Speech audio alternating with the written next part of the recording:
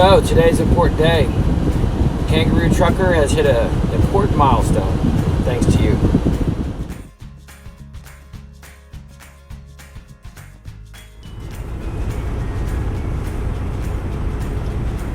I did it. I got to 100 subscribers.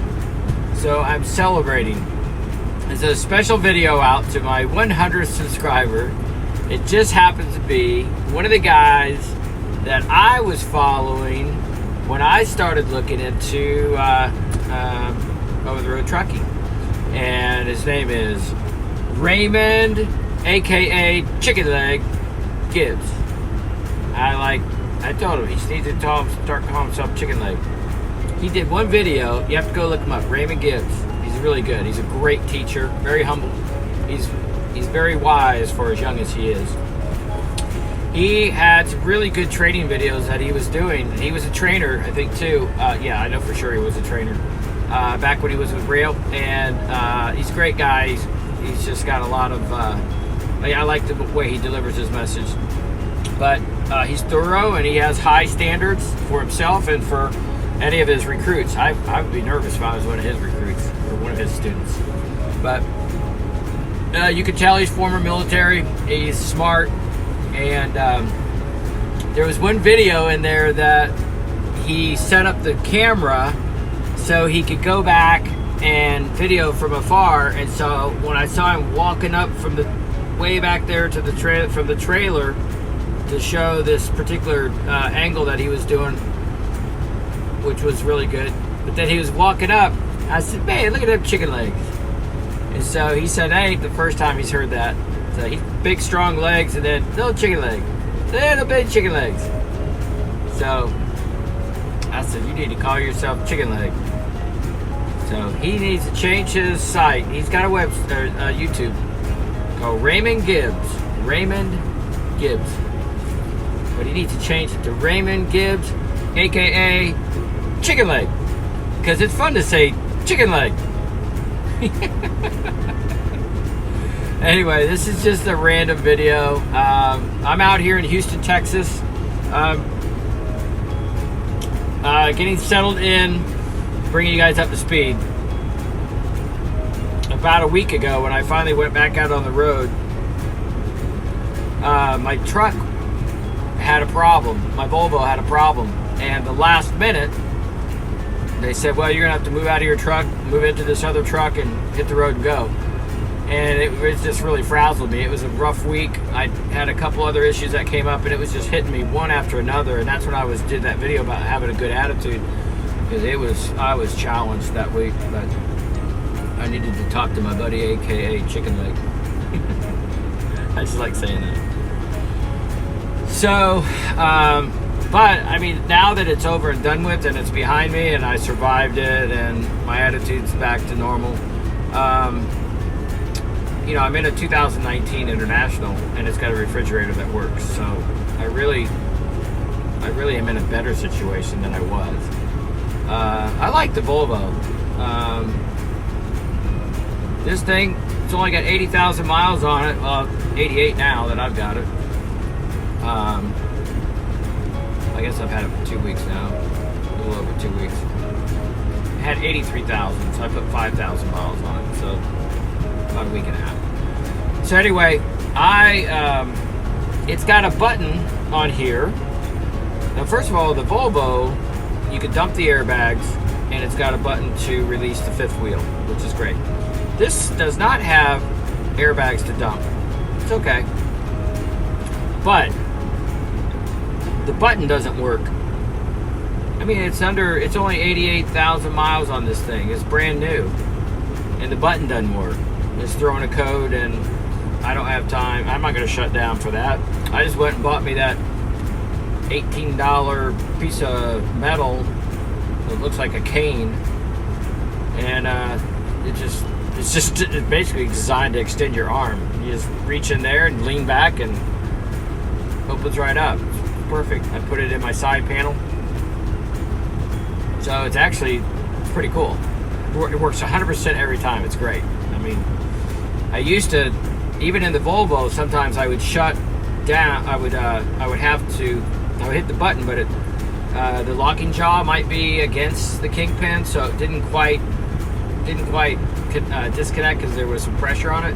So I'd have to go down and reach and pull and pull and pull, and sometimes I would get my shoulder all greased up from being underneath the. Well, it's been a while since I've underneath the. What is it called? I don't know. Underneath the trailer, and I'll think of it in a minute. Glide plate. Underneath the glide plate. So I just pop that thing in there and pulls it right out, and I put it right back in. It's really cool. So I've seen it used before, and it's cool. So that part is a little bit different. There's a 6-digit code you got to enter every time you start the truck. So I try to keep my truck on the whole damn time. I don't shut my truck off unless I have to. But what else? There is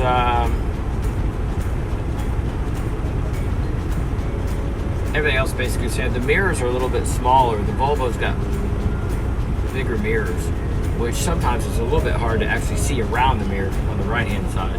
But having a little more side, rear view mirror action is not bad. So that's pretty good. It's a little bigger to turn around. It doesn't have as tight a turning radius as the Volvo.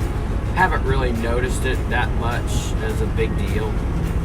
So I thought it was supposed to be a big deal. So I always bragged about it. But I got a great turning radius. But I haven't really had a problem in the International. I call it my fat bastard. Because it's so big. And it is more room. It's got a bigger bed.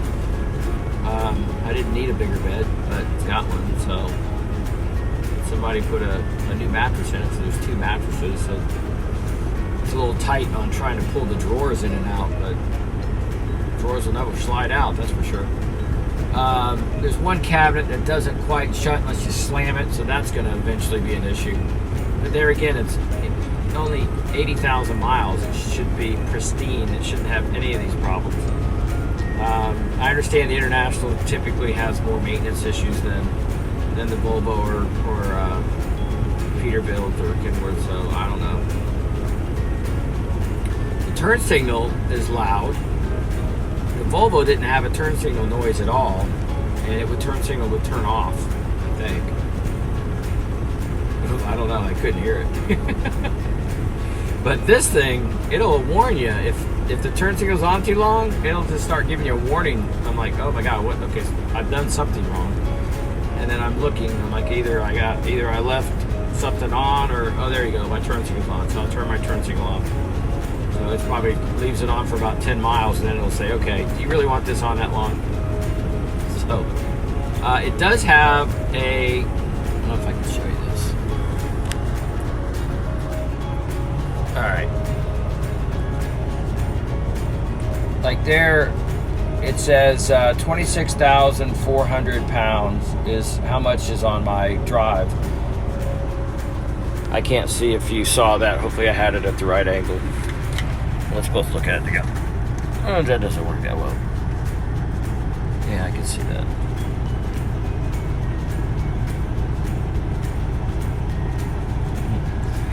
Anyway, so that's kind of helpful. Still about 1,500 pounds off, but it gives you a good idea. I don't know. That's about it. It's pretty nice. So anyway, just wanted to give you a quick shout out, let you know that I made it to 100 subscribers. I'll have to look back on this when I hit 200. And it's been a fun journey. It's been challenging. Oh my gosh, it's been challenging, but it's been fun and challenging. And gosh, guys, I am going to do, for those who are looking to go to night transportation, I'm going to do a video on their app that they use for drivers on the road. So I want to show you that. It's a pretty cool app. It has a lot of features to it. I'll have to, but I'm waiting to get a better camera or something, because I got to figure out how to do it. I might be able to use my iPad to do it, and do different stuff like that. But I got some good feedback from Raymond, aka Chicken Leg, and he gave me a lot of good feedback about what I can do and how I'm doing with as far as his perception of the videos, because I look up to him a lot. His videos inspired me a lot. I looked seriously at rail, and I put his name down when I was talking to Emily the recruiter, and the recruiter for night is also named Emily too, so that was kind of funny. So I'm just sitting here in Dallas, Texas at the IKEA waiting to get unloaded, and then I'm going to go shut down and get up and go somewhere else in Texas. I'll be in Texas for a few days, it sounds like. So you guys take care, and I'll look forward to catching up with you soon.